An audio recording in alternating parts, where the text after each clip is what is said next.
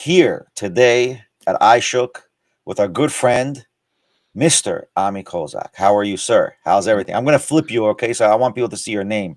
My Rabbi Benny podcast logo is blocking you, if it's okay. That's fine. Good to be with you, Rabbi Benny. How we doing? Not bad. I'm doing well. Listen, we're doing our projects, right? We're trying to push the envelope with our friends. We can't obviously disclose. It's all hush hush for now, but that's how we met. But yeah, listen, I think things are going well. How's everything going with you? What's going on? What's new? What's happening? Thank God. Thank God. Doing my thing. A lot of comedy, a lot of content, podcasting, stand up, the works. Yeah, but you're very big in politics, no? You're a political guru, so to speak. I do what I can. We all do what we can. Right. Did you hear the latest news with Netanyahu's pardon?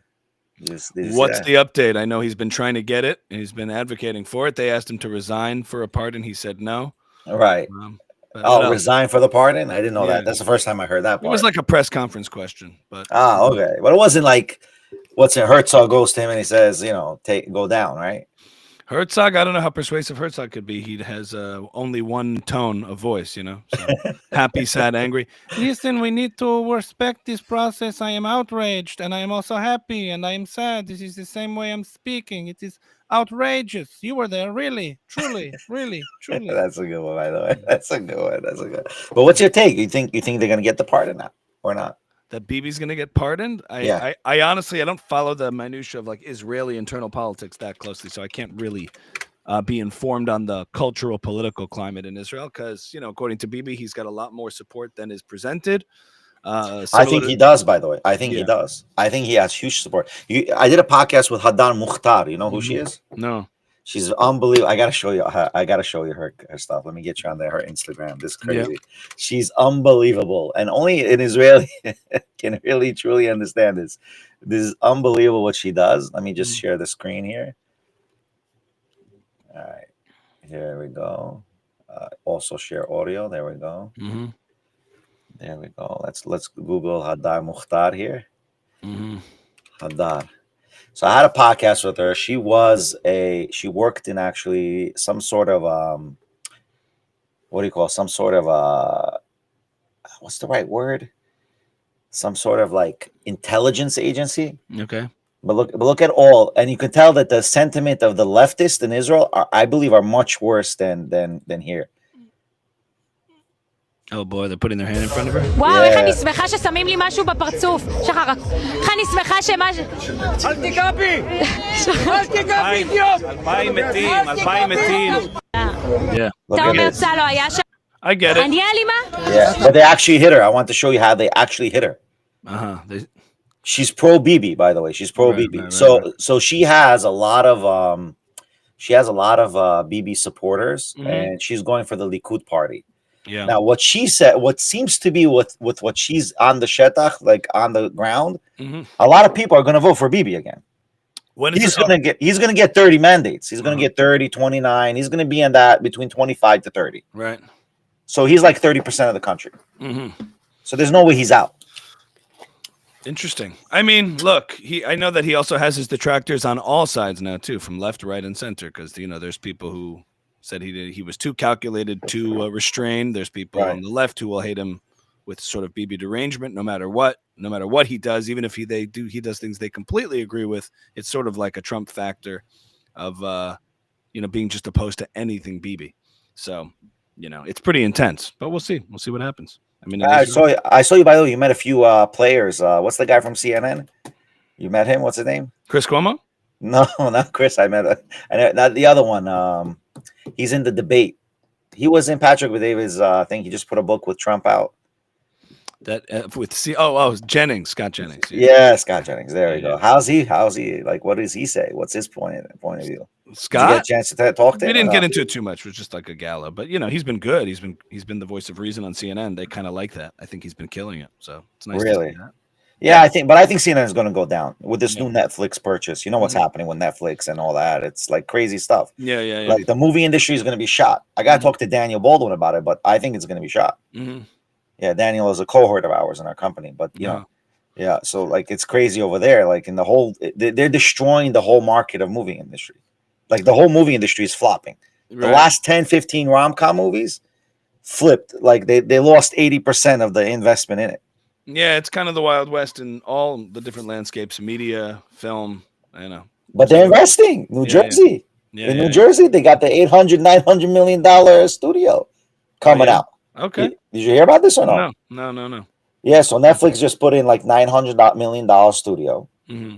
Paramount put in $200 million in a Netflix studio base. Yeah. They said, we're going to take one building, like one place. So they're moving Hollywood from California is coming now to New Jersey, New York. Yeah. Okay. This is crazy. Closer to me. Good. Yeah. Well, it's your town, brother. Yeah. It's your town. New Jersey boy. So good. More activity. So I'm going to give you a bomb question. What do you think about this Candace nonsense that's going on? That's why I open up with Netanyahu, because obviously, you know, the guy who says I'm 8 hours a day, right, sitting down in interviews for my court case, so all of a sudden has hours to spend to plotting and killing or potential assassination of Candace Owens. Oh, I see. Yeah. No, yeah, I mean, it's all such obvious nonsense at this point. I mean, I think she's going to be just increasingly, if not already, much more isolated. I think this whole notion that she's this unstoppable force with this huge platform, just over time, increasingly more deranged, more delusional. The Hail Mary pass assassination could be the fact that she's facing a massive defamation lawsuit from the first lady and oh yeah, I read Macron, and it's bad. And I just think these are Hail Mary passes for like basically attention bombs, where you'll just throw up some massive claim, all the attention goes that way. She's pretty good at that, monopolizing attention in particular areas, and then just moves past it and doesn't get held to the account of the standard. But I think eventually it catches up with you. You just can't continually lie and make things up, insinuate over and over and over again. Eventually people call your bluff and they're like, yeah. And I don't think she's the people like dying on the hill of defending her claims and her, you know, posturing and her behavior. I just think we'll also lose credibility, unfortunately. No, I mean, your assessment is 100% right, but I think there's a lot more to what's going on. For sure. Did you read the indictment or no? No. I read the indictment. 180 pages. All right. And she just requested a dismissal. So September 26th, they amended the indictment. I am telling you right now, she is done in this indictment. In what sense? In the sense that she will lose this court case. What are the consequences? Her whole bankruptcy, full bankruptcy, because her lawsuit is not against just her company. It's against her privately, and it's against another company she owns. Right. So her company is registered in Delaware. So now they sued her in Delaware. They didn't sue her where she lives in Tennessee. Right. So what's happening in her court case, and she wants a dismissal from Delaware court, then now it should actually be happening in Tennessee court. Right. So let's see if that dismissal will happen. Might not happen because your corporation's in Delaware. They might even split the court. They might say, okay, fine, whatever's a Delaware corporation, we got to sue you in Delaware, and what's Georgia is there, and she might have multiple lawsuits in front of her. Right. And these lawsuits, like the Macrons and the French, I mean, they hired like 5-6 attorneys. She has like 5-6 attorneys. On that front alone, it doesn't look good. And then on the other more cultural, broader issues, it's just the behavior is increasingly more, I don't know, disgraceful, deranged, now going after Erica Kirk, trying to, obviously, to me, if you're asking and watching this, it's just like she's gone after everyone who's been a friend of Charlie Kirk's, everyone who's been a friend of building up his organization, and she's been the sole force trying to destroy it, and not gone after anyone who actually danced on Charlie's grave and celebrated it. She had nothing to say about any of that. And this is all baseless. It's all obviously baseless. So to me, I have the analogy of like, you know, Pharaoh on the rock in the Red Sea, like, what seems to be this huge, indestructible empire that was the Egyptian plains. That's kind of funny. But what was seemingly indestructible once upon a time in our history was, you know, all these empires that rise and fall. And she's an example of an empire that I think we're witnessing the peak before the collapse. The house of cards just about to come way down. When that will be remains an open question. But everybody increasingly over time is starting to realize, oh boy, this may be, you know, you see more and more people coming out saying, eventually, like, how are you partying at Tucker Carlson's Christmas party when you just claimed you had an assassination attempt against you? Right. It's all obvious narcissistic, you know, borderline personality. Poole mentioned that, right? Yeah, and he's We'll mention completely that. turned on her. At first, he was kind of sitting on the fence about it, but it's obviously, you know, the only reason we're talking about anything is because of the narrative she's peddling, which are totally false, baseless, has no evidence, and then she just moves on from one to the other, and then claims I never said this or that, because everything is a little bit insinuating and vague. But eventually, the lies catch up with you, and you surround yourself with these a minefield that you just step in by constantly contradicting yourself. So, I think sensible people can see right through it. I personally think, my opinion, it's possible because she had 4 kids back to back, and I deal with this in the community, like hands on. When you have so many kids back to back, you have some sort of depression and medication you're taking. So your sensibilities will change to what you were before. It's nothing wrong with her, but if women who do go through that is a hormonal potential. I'm not saying that she is. I'm saying that's a huge potential because that is an issue. Because if you think about it, where she used to talk before was more coherent. I bought her for a book, Blackout, right? She wrote a book about it. My wife had 4 kids. She never claimed the French government was trying to assassinate her. That's true, but Candace did this exact same MO before she had a single child. So I don't. Really? Oh yeah, I didn't know that. She's always been doing this kind of thing, That's interesting. Being kind of parasitic on different movements, taking on different personas as a conservative pundit, and then using those talking points that she doesn't quite understand to try to, build audience. It's been the same MO for years. Wow.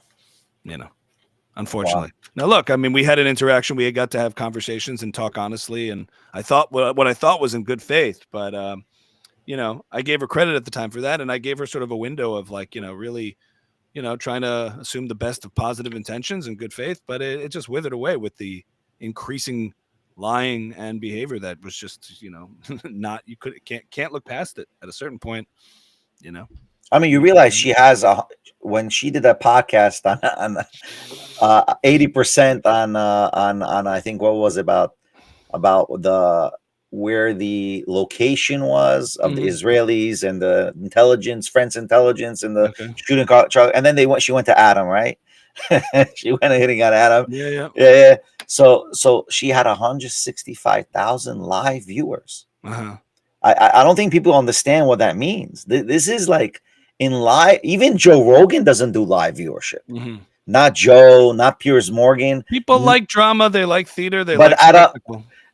I mean, 165,000 live. I mean, this is a powerhouse. Yeah, this is not a joke. There was a time when Carlos Mencia, if you bring up Joe Rogan, was the king of comedy, the king of Comedy Central, unstoppable force, immovable object, couldn't take him down. And who was this little guy, Joe Rogan, calling him out for stealing jokes? Where's Carlos Mencia now, and where's Joe Rogan? Well, yeah, good point. No doubt. No, I'm not going to disagree with that. This stuff, it's not sustainable. It's just telling the truth can cost you in the short term and will save you in the long term. Lying may gain you in the short term and will cost you in the long term. That's it.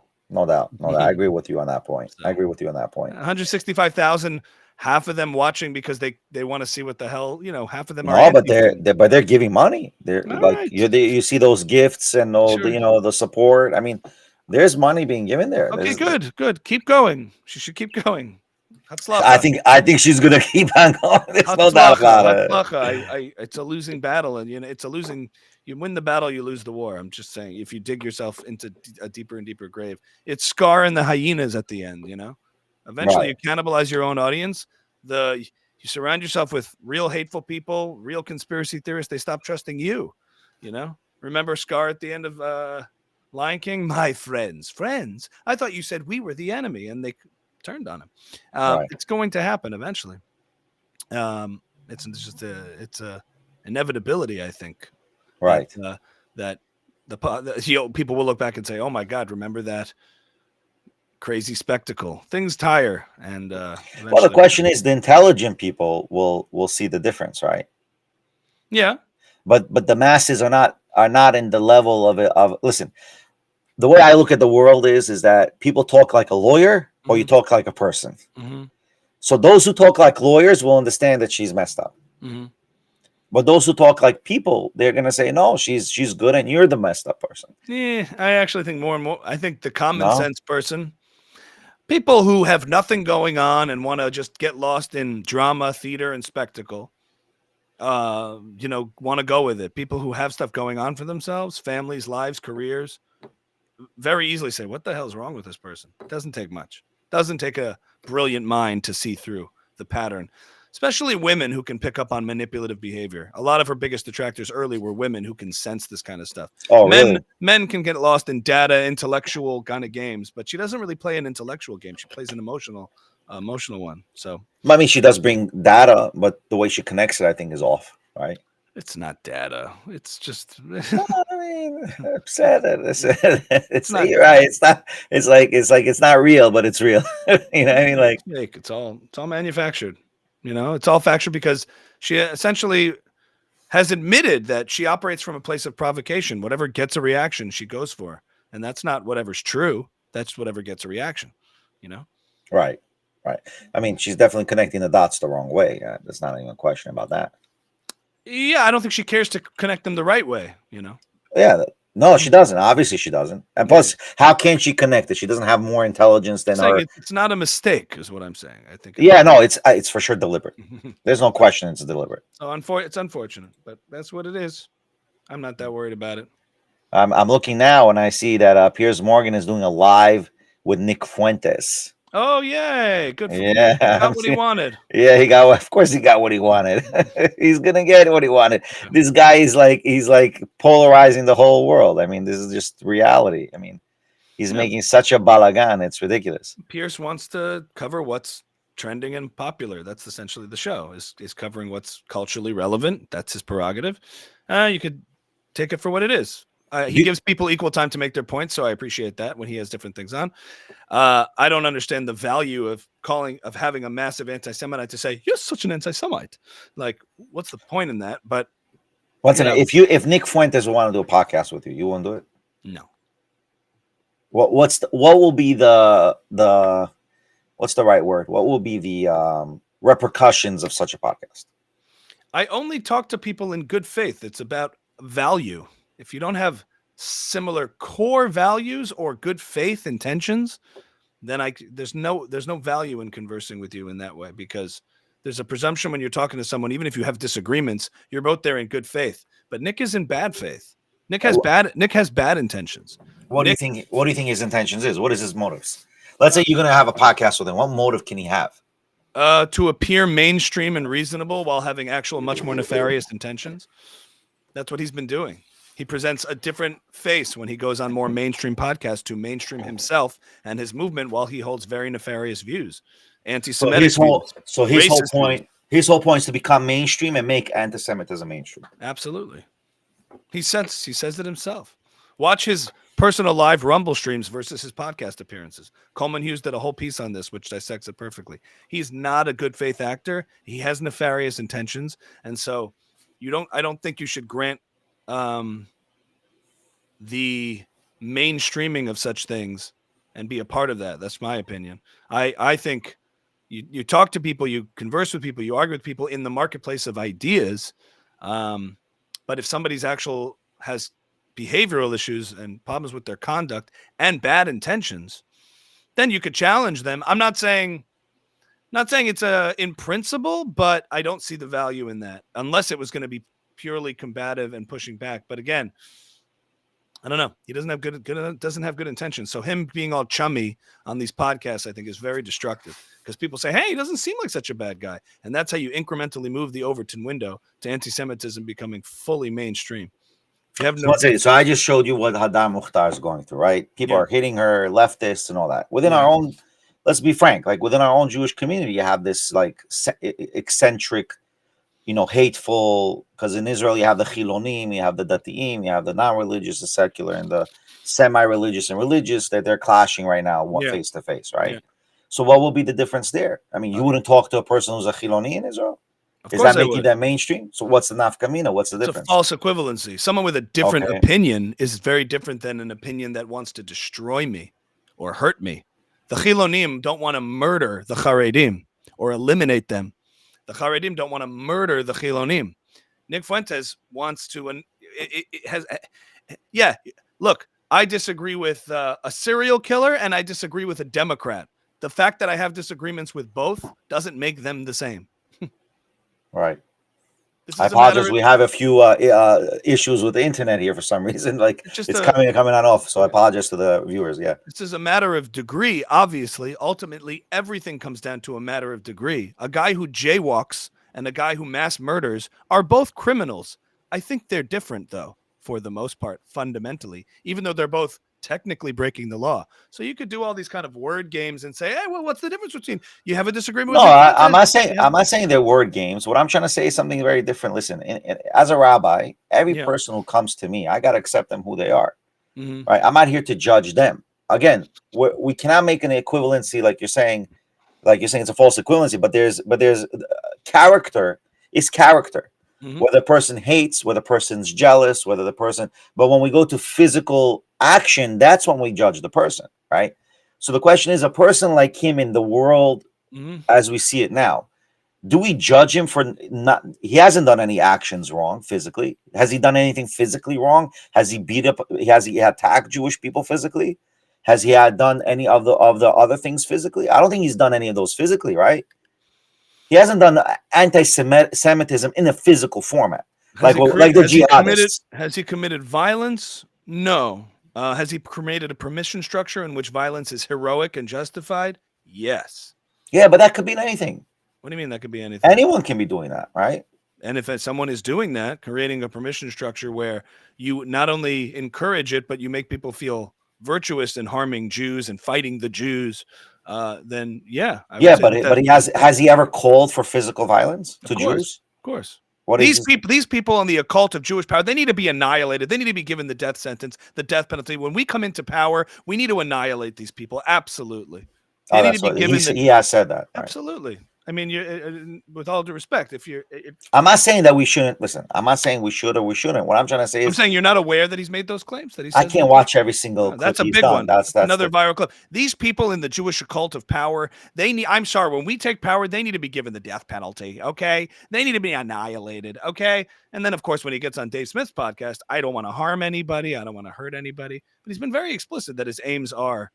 Okay, so he's a contradictory. He's a hypocrite. So what's the difference? Just call him out on his hypocrisy.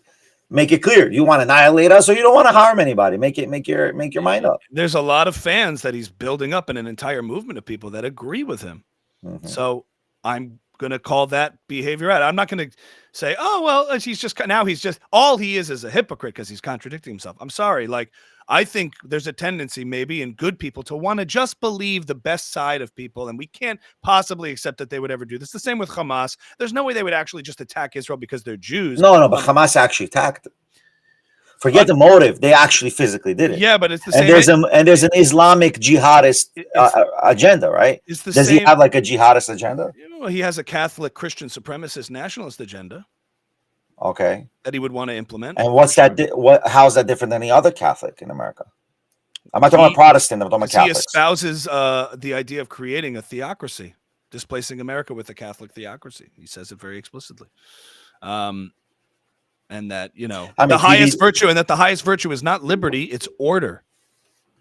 Those are his views. He just doesn't have the power yet, but he would be okay with those things. And things start at the ideal level. So I'm not saying he should be arrested.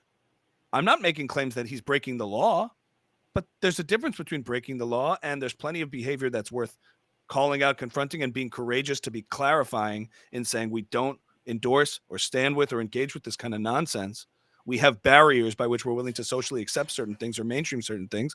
That's not the same as saying he should be arrested. He has freedom of speech. He can say these things. The Nazis marched in Skokie, but I don't need to go hold their hands and start hanging out and having beers to figure out what's going on. Oh, that's no question. But again, but they didn't hurt anybody, right? So whatever, they shouldn't. No, but the reality is there wasn't. He wrote a book. Obviously, Hitler wrote the Mein Kampf before he became. Yeah, chancellor. So he had to get a permission. He was chancellor for 10 years, right? There were signs over there, and many rabbis had begged. I think we can't compare Nazism and World War II. There's a sefer called the Meshech Chochmah. I'll tell you why. You can't compare it to Nick Fuentes. You can't compare what happened in Europe before social media to what's today. Okay. And I'll tell you the difference. Sure. I can tell you the difference because the Jews in Germany. And this is the Meshech Chochmah writes this. He says it's in Pashat B'Shalach in his commentary, and he says the Jews who believe that, and the Jews were saying Germany is Jerusalem. Did you ever hear that concept? No. That the Jews were saying Yerushalayim, he Germania. Yerushalayim is Germany. So the Meshech Chochmah writes, he says, those who say Germany is Jerusalem will see Yerushalayim Nechrav. He wrote it because you cannot replace Yerushalayim with Germany. And that was the concept, that they already were willing to let go of all types of identity of being Jewish for the German cause. Right? Like I think it's a little bit different than today. Yes, we are American Jews, but are we willing to sacrifice all of our Jewish identity for the American cause? That's the biggest question every Jew has to ask. The American cause inherently allows you to retain your Jewish identity. That's what makes it different. Right. So I agree with that. But now what we're now doing is saying these enemies to our identity, the threats to our identity, are just kind of, messing around. And we try to minimize to make ourselves feel better about the fact that we may have within our tent, so to speak, or within this side of this umbrella, within the umbrella, this ascendant evil that needs to be confronted. And instead of confronting it, people want to get chummy with it, cozy up to it, and say, it can't be what he really means. And I think that's a denialism that's harmful. So you think it's better to alienate him than lekaref, we say in Hebrew, right? To bring closer. Let's alienate the guy, then let him become our friend. It's an interesting question. I don't think his motives are good. No, I think. Okay, but is it better to alienate someone as opposed to sitting with a table with him and try to persuade him otherwise? I think you can make the counter case to Nick Fuentes plenty without having to engage with him and his manipulative motives in doing so. Yeah, I agree with that. I don't think you ignore the phenomenon. I don't think you become a baby boomer, put your head in the sand and pretend these things are not happening. You address the ideas, you address them with a counter strong message without having to bring him into the room and make him seem palatable. I agree with that, but we're fighting for the people he's trying to sway. And so you engage in that fight, but you don't have to make him more. Yeah, but I think engaging in that fight to sway those to your side is by actually sitting with him and having discussions with him. Yeah, my opinion. Because again, if Hitler would exist in a time where we have social media, do you think that his ideas would have been more quickly accepted or more quickly denied? I believe, because my opinion. Then you give me your take on it, possibly, right? My opinion, if Hitler was in a time of social media and the age of social media, I don't think people would have been buying his shtick. Because what would have happened? People will realize there's a Hitler. There were too many people denying even there was a Holocaust in the 1930s and 1940s, right? But in a way, you're denying that there's a Nick Fuentes. No, I'm not. I think today we have a more power.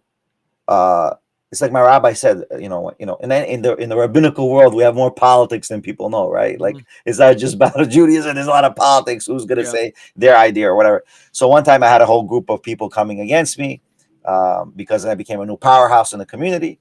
So my rabbi said to me, one of my rabbis in Israel, I said, Binyamin, don't go against anybody.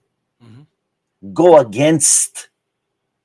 That's it. I mean, like, go against the idea. Go against what's happening.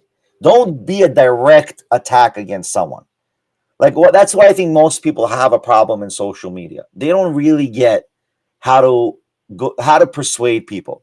You don't have to go against the Nick Fuentes. Go against his ideas. Attack the ideas. Don't against it. That's not what most people who then engage with him are really doing. You have they're accepting. You have Russell Brand, Steven Crowder having him on saying, "Okay, that clears it up. You're cool." Yeah, that's ridiculous. So then you have to go against that idea again. You have to say, listen, whatever they're doing. The format of having him on and really challenging him, I think, could be valuable. I understand that, but that's not what happens when he goes on these mainstream. No, well, he went on PBD and PBD challenged him. Yeah, but ultimately, I think the result is sort of, to the extent that he agrees and comes around, it's just a manipulation from what I've seen. In a way, he's useful in that he's he's much more authentic than the grifters than, say, Candace or Tucker. He calls them out. So in a way, he's sometimes a Magneto of, to use an X-Men analogy, where Magneto was the villain, but in some ways he was useful by confronting, sometimes they would partner with the villain to defeat a common enemy. But so Nick Fuentes, in a way, holds to account other people in the space who are full of shit, because Nick Fuentes believes what he says. He really is an anti-Semite. He really thinks the Jews have this power and are part of this conspiracy and are nefarious and evil and wicked and an occult and all this nonsense. He really believes that. And so when these other people are playing games with it and using it to build audience and attention, he calls them out. And he calls out their contradictions. So in a way, I find that stuff useful. That doesn't make him good. That doesn't make him virtuous. A lot of people in this space, in the social media world that you describe, confuse popularity and virtue. They're like, oh, he's really making an impact, must be doing something right, as in correct, as in virtuous, versus just because he's gaining an audience and the ideas are resonating. That's an area of concern. You don't ignore it, you address it, but that doesn't make him worth the salt of friendship or company, or, you know, introducing him to your audience to make him seem more mainstream. I think that's a compromising of your own moral standards. There's good and there's evil, and there's also something called courage. And I think what we're lacking is courage these days, because people want to be liked and they want the audiences of Nick Fuentes to like them. There's people who make waves and people who ride waves. And I think it's more important to be a wave maker rather than trying to ride something to see how long you can squeeze clout out of it, you know? Yeah, no doubt. No, I hear you, Take. I hear you, Take. Listen. I don't want to delve into too much with who Nick Fuentes is, but the way I look at it, in my personal point of view, is I would rather have communication with a person like this, because I've had many communications with individuals, especially those who contradict each other all the time. Like one day he'll say X, tomorrow he'll say Y, and then go back to saying X again, and then maybe changing a little bit. Like in the previous one of these clips, the viral clips, I heard that he was attacking Candace Owens. He says, Israel, what do you think? Israel is attacking you? You think the French is attacking you? Like he defended Israel and the French and said, this is all nonsense in what she's saying, right? Like what you said in the beginning of the podcast, right? So he said it as well. Yeah. I think what it is I think the biggest problem of a person like Nick Fuentes is that we're giving young people, like we say in the business world, your beak hasn't gotten wet yet, or you haven't earned your place in the world because you haven't given your dues to society. Like, what do you think you are? You're only 25, you're only 26, you're only 29. Like, what is going on there? I think that's what he's really lacking, a real mentorship. And between me and you, I personally think a lot of that could have been prevented if the mentors in social media really mentored a kid like this, then again alienated a kid like this. And by the way, we learned this in this week's Parsha, by the way, in Parshat Vayeshev. Yosef was alienated; he wasn't accepted, right? Therefore, the hatred and the jealousy occurred, right? Right. But here it's a little bit different. Like, you're alienating the person, so he becomes more hateful and he becomes more jealous. I mean, yeah, there's something to that. I don't know if there's a kiruv, if you want to bring someone back into the fold, do you have to do it on a public platform in front of millions of people and risk him using that as an obvious manipulation because the opportunity is there? Do it in private. Reach out to him, have dinner, talk. Yeah, I'm not necessarily, I don't judge harshly for that. And I don't judge people who take a different approach, because if their intentions are good, I understand it. I just think what ends up happening is very obviously Nick benefiting a lot more from mainstreaming himself with an ulterior motive and agenda than the people saying, hey, I think we actually moved Nick more to our side. It's not what's happening. And he's been very explicit. So I'm going to ask you a side question based on that point. There's many rabbanim or rabbis or social media influencers that are very extreme in their speech. You know who they are. I'm not going to mention their names. And a lot of what they say is being clipped by neo-Nazis. It's being clipped by many of our Sonei Israel, those who hate us, right? Yeah. So would you agree with what they're saying? I mean, I don't agree personally, in my opinion, but do they have the right to say those extreme ideas? I'm not going to say who they are, but you can probably figure out who I'm referring to. It depends on what the ideas are. They certainly have the right to say whatever they want, as long as they're not. Well, you have one rabbi who denied the Holocaust, which is a disaster. I'm not going to say who that rabbi is. I think you know who it is. Yeah. Okay. You have another rabbi, the same rabbi who says all the goyim have to die. 2.3 billion to the 2/3 of the world is going to die over the avodah zarah, which is nonsense. Yeah. Right. Today, the halacha says clearly there is no real avodah zarah today, because most people are not masters of avodah zarah today. Right. And then you have a few others. I'm not going to mention their names because they're very more expansive, in what they said. But those kind of things, we should also in our community check them and say, listen, what they're saying is not right, and they should not be right. It has to be like a straight brush, right? If this is the rule of our way of we're gonna, interact with each other. It's obviously fringe enough and not gaining enough traction that I'm not even as aware of it as you are. But at the end of the day, sure, We are who we associate with. I don't believe in guilt by pure association, but at a certain point, if you associate and engage with certain people, certain ideas, that those are choices that you make. Those are ethical choices you make. And there's different degrees. I have crazy friends, sure, but I'm not friends with any pedophiles. I'm not friends with murderers, but I'm friends with people who say wacky stuff or whatever. Everyone's got that in their lives. Everyone's got their Haredi version of themselves that they're friends with. Everyone's got family members that say all sorts of things.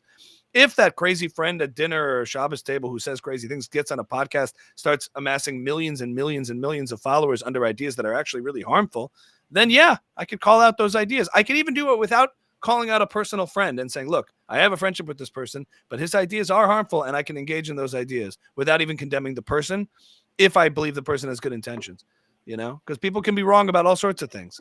It's actually the intentions of the person that are important. If somebody's doing it in good faith and believes this, but has good intentions, that's one thing. I think if you have an ulterior motive and agenda, that's another thing. But sure, the standards go across the board. Bad ideas are bad ideas no matter who says them. I don't care. But I also think there's a behavioral nefarious element to a Nick Fuentes and to all these people. Like, while I think he's authentic, he also plays a very shrewd game. So you think he's trying to do like a Charlie Kirk, but his version of a Charlie Kirk organization? And I quote, "We infiltrated Turning Point. We raped it. We effed it. We are in. The Groypers have taken power." I didn't know he said that. These are quotes, Benny. But I don't get. But is it true? Okay, it could be a quote. Has he infiltrated Turning Point? Yeah, well, he's speaking to the fact that there's all these Groypers at Turning Point events questioning Charlie on the Talmud, questioning Charlie on the USS Liberty, on Jewish conspiracies that Charlie kept having to face towards the end of his life. And Nick took pride in that. He called Charlie a fake Christian. He ridiculed him constantly. And he said that when we are seeking political power, we are going to infiltrate these movements. He said, I raped Turning Point. I infiltrated it. We are there. I'm quoting the guy. So I don't know what version of him you're responding to. You saw this? Charlie's new book, guys. Stop in the name of God. Why honoring the Sabbath will. Yeah, I have to show that. Since we mentioned Charlie, let's promote his book. Right? Sure. Now, anyway, these are quotes from Nick Fuentes. And if we want to convince ourselves that all the worst things he's ever said are jokes and all the best things he's ever said are sincere, that's your prerogative. That's anyone's prerogative to delude themselves to that. I don't, because he's not a comedian. He's not on stage doing an act or a shtick. The actor shtick, I think, is the mainstream reasonable Nick Fuentes you're seeing right now. Right. Which obviously times very well with his rise in popularity to the mainstream, Yeah, but my biggest fear is that we're gaslighting or we're putting wood to the fire by alienating him. Because I listen, this is the reality that you see in any case scenario, right? Like if you alienate someone or you push someone away, you're just giving them more an ability to be worse. That's the way I see it. The famous story with the Chavetz Chaim, no? No. So Ravad Yosef, one of the Rabbanim came to Ravad Yosef for advice. I can send you the clip after. Mm-hmm. And Ravad Yosef, Ravad Yosef tells the story of the Chavetz Chaim. That one time, a person, Rosh Yeshiva, came to visit the Chavetz Chaim, and the Chavetz Chaim was with a group of chevre, and he turned his back away to this person. So he came to say hello to the Chavetz Chaim. It's a big Rosh Yeshiva. Mm-hmm. And the Chavetz Chaim turned away. He didn't listen to him. He waited till he left. Then he left. And then the people asked, the Rebbe, why didn't you say hello? He says, you don't understand who this person is. He says, this person kicked out a Bachur in Yeshiva. The mother begged him to bring him back to Yeshiva. Begged. He said no. He was a Kabdan. No, he's not coming back. He said, this person started the communist revolution. The son was part of the communist Bolsheviks, the Bolshevik revolution. Okay. So you see that you can have a mindset. Oh, let's push a person away, but and we have this many times in our own yeshivot where we kick kids out. Why are you kicking the kid out? Why we're not working with the kid? Yeah.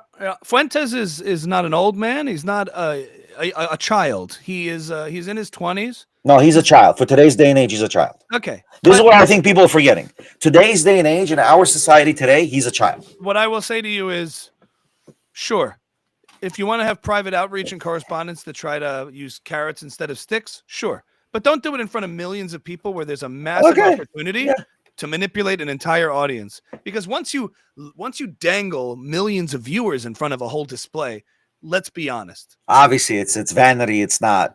You're not changing him. You're doing it. It's all clip motivated, and there's an audience opportunity to capture that.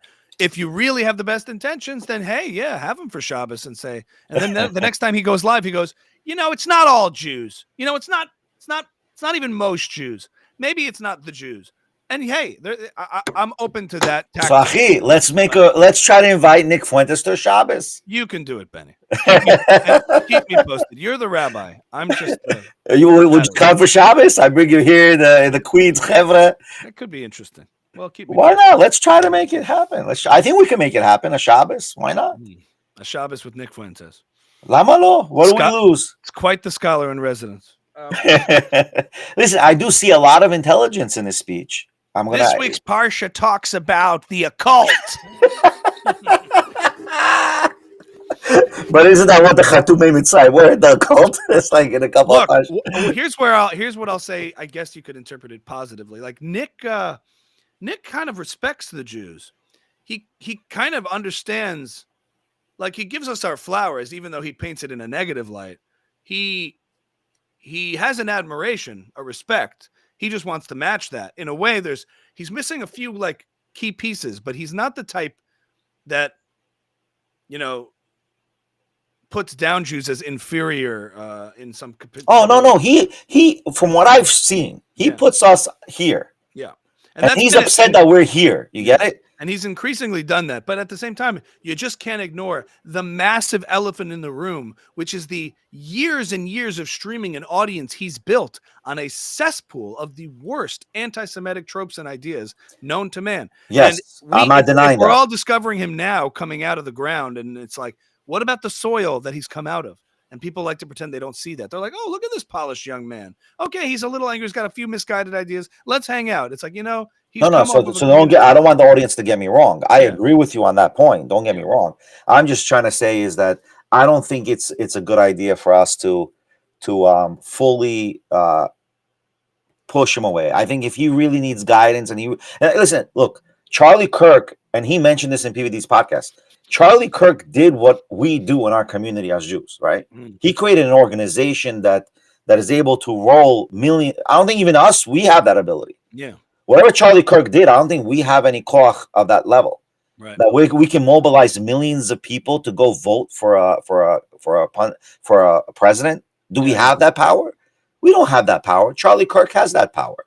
And if Nick Fuentes really thinks about it, he has that power more than we do right now. I mean, he has that power to mobilize blocks of voters. We don't have that huge power throughout the whole country to do that. Where are we at? We're New York, Miami, LA. Where else? Show me else. Where else are we overpopulated? I mean, there's nowhere else. I mean, what power do we have the way they're claiming we have this huge power? We don't have this huge power like everyone thinks in numbers. Like I saw a clip of an imam. He says they can flood social media with the billions of population that they have against all us Jews. Sure. Like we're looking at one Nick Fuentes. We got to look at the whole, Islamic jihadist believers. Yeah. Listen, just like in combating far leftism, we did no one any favors by capitulating and conceding, making concessions to the worst ideas of the left, as the Democrats did, acknowledging the pronouns and the absurdities of speech control and hate crimes and hate speech and all of that. We made no concessions to that. And we came out the other side victorious by not ceding the linguistic territory, the ideological territory to any of that. You need to hold the same firm ground on the right. If you want to have your standards, I'm not saying to arrest, and I'm not even saying to ignore, address it, but don't compromise your standards on what's allowable and acceptable in a civil society, in the liberal values and principles that we espouse and live by in a country that has freedom of religion and freedom of speech and an actual marketplace of ideas. Not for theocracy and not for totalitarian control. You need to be able to call those out. Everyone needs to be able to call those out without saying, yeah, let's see. It's an interesting, keep it in the marketplace of ideas. Sure. Consider the arguments, but don't make silly concessions in which you try to. And I think that's kind of what's happening in this cozying up, unite the right with those who actually seek to divide the right. So that's my whole spiel on that. No, you're awesome. I love that what you said. That's gonna be a good clip on on a short. But I think what we definitely need to do as a Jewish community, we need to gain the Gentile trust back. I think that's what we're losing because if Judaism is supposed to be a compassionate society, and for some reason I realize every time we are in a war, we lose trust. Yeah, That's just we the gain reality. respect.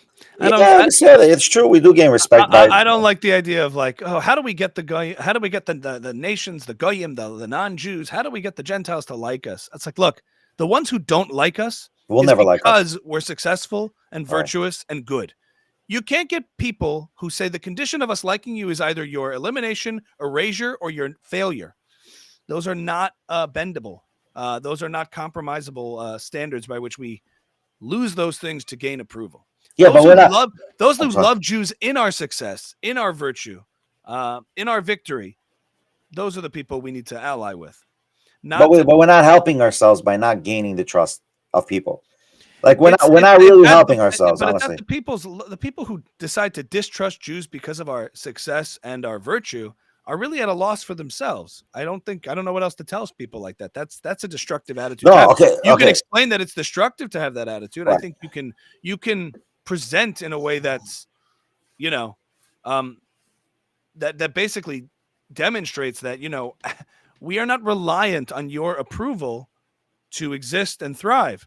You are compromising your ability to do so by holding these views. Right. Agree with that. That's not even a question. I'm saying that they should trust us if we had a trust factor of a high level. Yeah. And then we say, listen, guys, you should know a person like Nick Fuentes is not good. Yeah. We would have been having a better impact in society. They will say, okay, yeah, you're right. He's not a good guy. We see it. Okay. But I think the fuel and the fire of how Candace, Tucker, and all these now we've seen from the right side of the spectrum, right? That they're gaining traction is because there is a lack of trust in our. And I think Piers Morgan did a lot of this, by the way.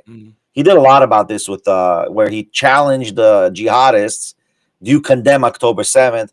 Oh, but it's disproportionate. The war is disproportionate, right? Yeah. But it was fake concepts because he was going through a moral you're putting morality in war. War itself is not moral. So what morality do you want to have in an immoral action? So you know what I mean? Like that's the consequence of war.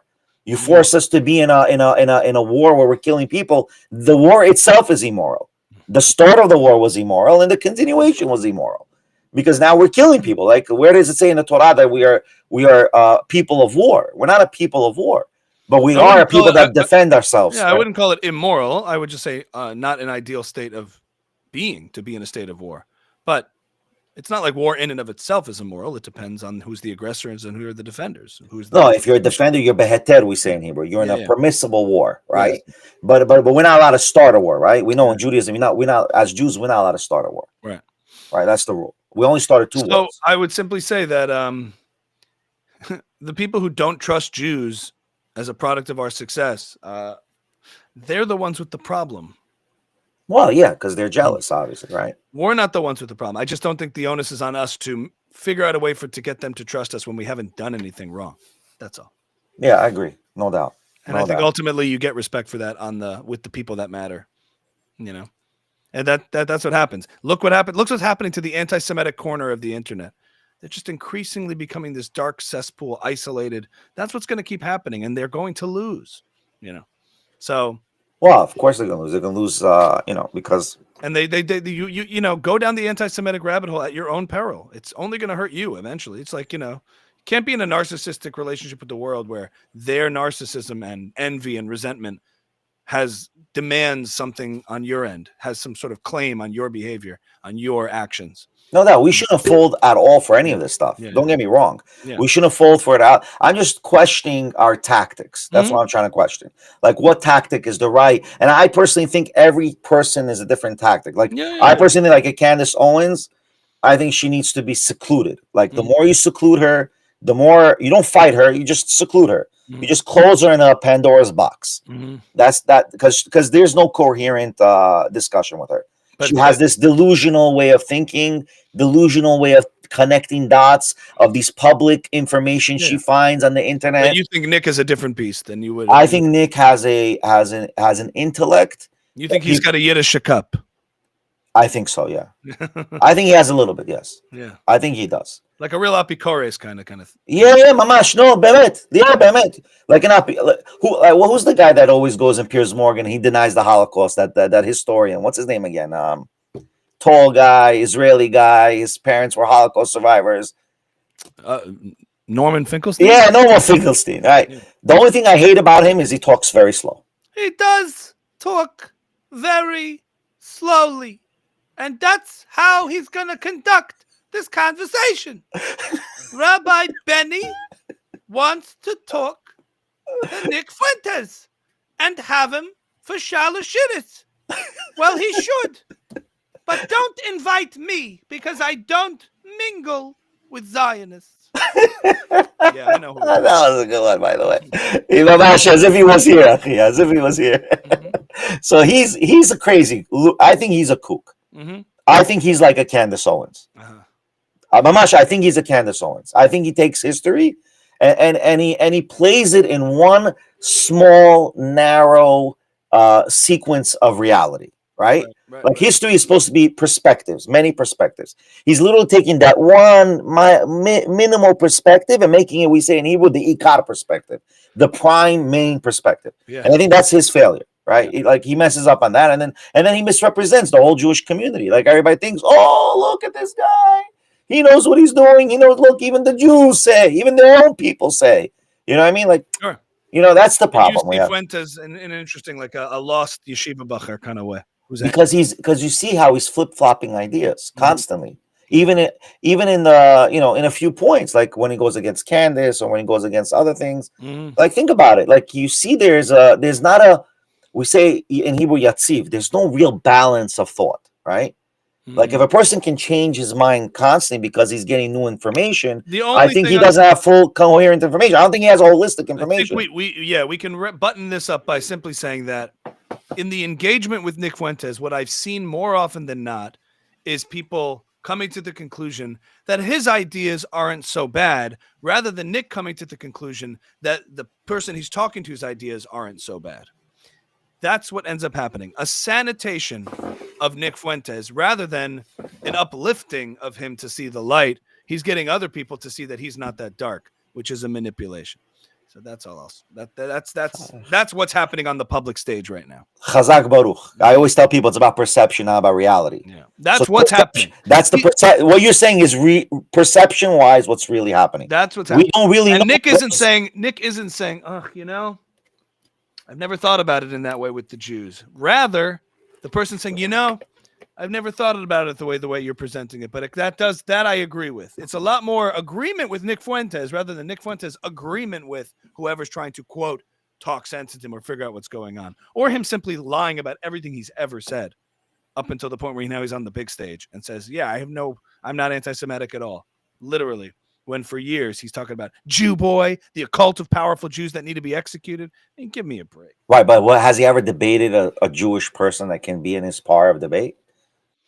In his part, well, I guess he did a debate with Dinesh D'Souza, which I watched a good chunk of, which Dinesh. Oh, I didn't see the whole thing. What do you think about it? Well, I have to remember what I saw. I didn't see the whole thing, but I know that Dinesh ended up coming away.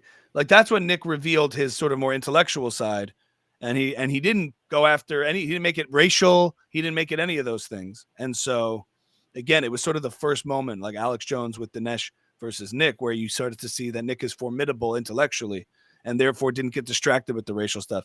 But I think that's tactical, not a philosophical evolution. I think potentially we shouldn't overestimate also Nick. That's what I'm afraid is happening. I don't think that. I don't overestimate. No. Yeah, I don't think he's that manipulative the way everyone really thinks. Oh, I do think he's that manipulative, but I think it's not to be overestimated, and it doesn't mean he doesn't know his stuff when it comes to particular things.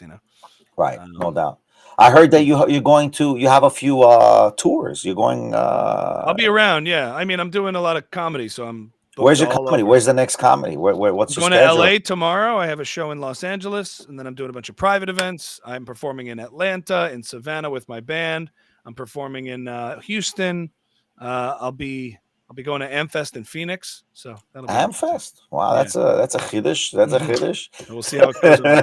Right into the Lions Den. We'll see what happens. I didn't want this whole podcast to be about Nick. I just wanted to make sure, I just had a whole debate about this thing. You know Yes. what I mean? Like, it was like what's really going on in the social media? He's being like, I think he's being like the next Andrew Tate, but in more of a different type of Andrew Tate, right? More of intellectual type of Andrew Tate, and all that stuff that was happening when Andrew was pushing the whole envelope and what he was doing. Yeah.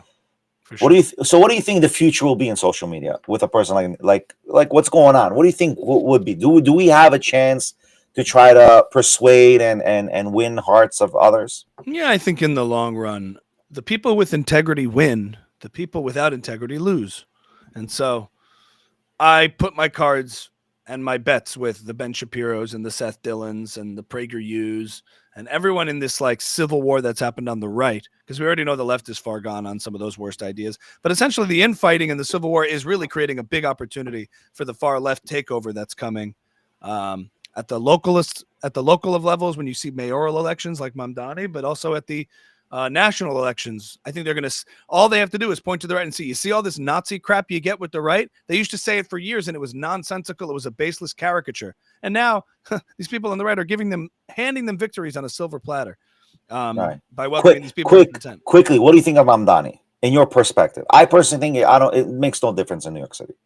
We might lose a few, points of fact, but I don't think it's going to be a crazy thing. The difference between what Mamdani can get done policy-wise that's harmful, it's more about the reverberating effects of a guy with his views that he espouses proudly, his anti-Zionist views, his pro-terroristic regime views, his reframing of these things as liberation movements, his sympathy with terrorism, his sympathy with jihadism, his proud Marxist communist views, for that all to be part of the package and still win, either because people support those views or they look the other way because he can dangle some free stuff policies in front of them and they're too young to even have any knowledge of the fact that these policies don't work. For all of that to exist in a person and still be able to win will have reverberating effects across the Democratic side to say, hey, I think if we run more far left populist candidates, we really have a shot.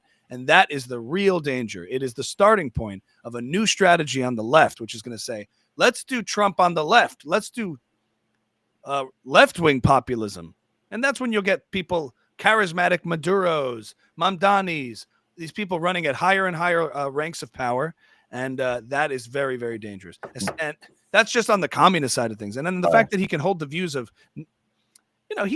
he doesn't use the term intifada because he doesn't like how it makes people feel, but he supports what it stands for. Obviously, no doubt. So the fact that people are either supportive of that or willing to look the other way is the real damage, regardless of if he can pass his free buses policy. That's small potatoes. Right, that's nonsense. Compared to the damage. But I personally, I don't know if you saw the recent data, they showed that most people who voted for Mamdani never are not New Yorkers. They're people who moved to New York. Yeah. So they're like from California or from these, these other. Yeah, no. Again, it doesn't take much in politics for people to ascend to these positions of power where they exert enormous influence and have real change, even if it's by the mistakes of a few ignorant young people that got someone elected. They get elected, and then they have a term to do a lot. If he fails, then there will never be another Muslim mayor again. I don't think that's true. If he fails, he just blames the capitalist system he blamed coming in. That's already oxymoron. That's already crazy nonsense. These are unfalsifiable doctrines. Remember, it's a politics of grievance and blame. So whenever the failures occur, you can always blame the same scapegoats you blamed going in. Wow. So I guess we're all going to be blamed. It's Jews, it's capitalists, it's exploiters, it's all those things. I couldn't get what I could get. Why are the prices of the building so high? If the truth is, it's because of the policies of regulations that were put in by a communist. They can always blame the greedy landlords that had to raise prices because they couldn't make a profit and because there was a shortage of housing. Meanwhile, it was the very policy that made things worse. They can always blame the same people that they did to begin with to pass the policy to start. So it's unfalsifiable. These things are not based. So it's never ending then. Then it's never ending. Never ending. Oh my God. Well, you have to stand on principle and you need a strong pro-Western, pro-capitalist leaders. We don't have that. We have Cuomo and Sliwa. Like these aren't revolutionary. So quick. You need that kind of enthusiasm on the alternative side. Fine, but then why didn't those people come up for mayor? I mean, Bloomberg came after Giuliani, right? Yeah, but I mean, he doesn't really have the charisma. But I But don't he know. won. Okay, he I don't won. know. But where are the people? I mean, I there's think so many New Yorkers or businessmen. They yeah, can yeah. come up and become mayor if they I think want. there's always a slight advantage against the right because on the Republican or right wing side of things, these people are competent and therefore they spend their time and in money and labor investing in productive endeavors, which politics is not. The most competent people who lean right wing Republican don't get into politics because they build businesses, they build industry, they're entrepreneurs. Right, obviously, On that's the a good point. left, what are they? Education majors, sociology majors, philosophy majors, who are the intellectuals that lean left, and therefore they naturally extend to go into politics. Why? Because they can't compete in the marketplace because people don't want to reward them financially, and they feel they should be rewarded financially. So how do you get rewarded financially if you can't produce? You become an intellectual and you take from those who do produce, claiming it's righteously and virtuously yours by the virtue of your intellect that you should be ruling society. And so that's why it's always slightly stacked against the right because, the right doesn't have that much interest in politics to begin with. No doubt, that's a great point, guys. People who are actually people who are actually successful are building empires of their own. They don't go into politics. That's unbelievable. And so at that plus charisma and performance, you need that ability. But there's a rare breed that comes around every once in a while who's like, Maybe I run for mayor one day. Who knows? But I think that's one of the reasons why you're like, where are all those guys? Oh, they're working, building businesses, making the world go round, while the left is trying to be parasites off of that and mooch off of that success. Right. Bottom line is everyone can become a politician. That's the bottom line. Yeah, it's just show. I mean, think about what it takes. I don't know. It takes a little bit of narcissism, a little bit of ego, and a little bit of charisma, but not even that much. To say the easiest thing in the world to say everything should be better. Everybody should have more money. Everybody should have more this, should have more that. I always tell people if everybody's a millionaire, then we're all poor. I'm saying there's nothing easier in life than doing that. Right. And demanding someone else pay for it. That's crazy. I mean, hopefully we'll get more, let's see what happens in 4 years. I mean, I'm gonna get the hit the most. I mean, I have faith in the American spirit. I have faith in like the culture here of that still values achievement, accomplishment, competence. It's not like Europe, England, where they're just like, I don't know, whatever, like let it go. They have a little bit more of a defeatist attitude. I think America's stronger than that. In its sort of natural alliance with general Western principles, America stands a lot more proudly behind that and is not afraid of being proud of who it is, what it is.